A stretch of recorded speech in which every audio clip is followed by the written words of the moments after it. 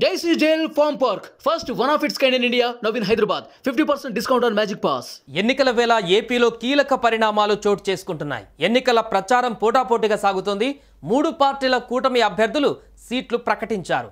అయితే కొందరు జనసేన నేతల అసమ్మతితో కూటమి అభ్యర్థులలో కొన్ని మార్పులు తప్పవనే సంకేతాలు వస్తున్నాయి.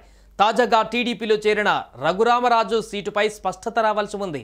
ఇదే సమయంలో దర్శి, ఉంగుటూరు, అనపర్తి, ఉండి సీట్లలో మార్పుల గురించి చర్చ జరుగుతోంది.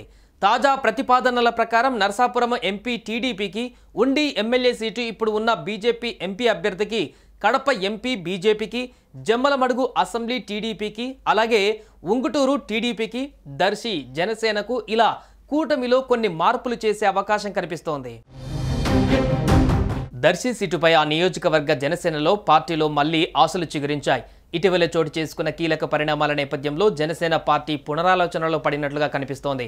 విజయవాడ వెస్ట్ సీటు ఆశించి భంగపడ్డ పోతిన మహేష్ తిరుగుబాటు బావుట ఎగరవేశారు. ఈ నేపథ్యంలో జనసేన బలంగా ఉండి పొత్తు ధర్మంలో సీటు కోల్పోయిన నియోజకవర్గాలపై జనసేన అధినేత దృష్టి పెట్టినట్టుగా చెబుతున్నారు.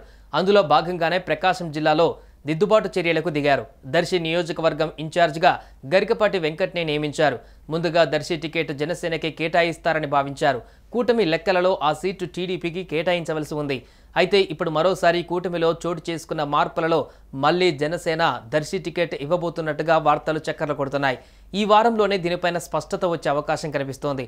దీంతో ప్రకాశం జిల్లాలో జనసేనకి ఒక్క సీటు కూడా రాలేదని నిరాశ చెందిన జన సైనికులు మళ్లీ ఉత్సాహంగా కనిపిస్తున్నారు. సుమన్ టీవీలో మీ పర్సనల్ అండ్ బిజినెస్ ప్రమోషన్స్ కోసం కింది నెంబర్కి కాంటాక్ట్ చేయండి.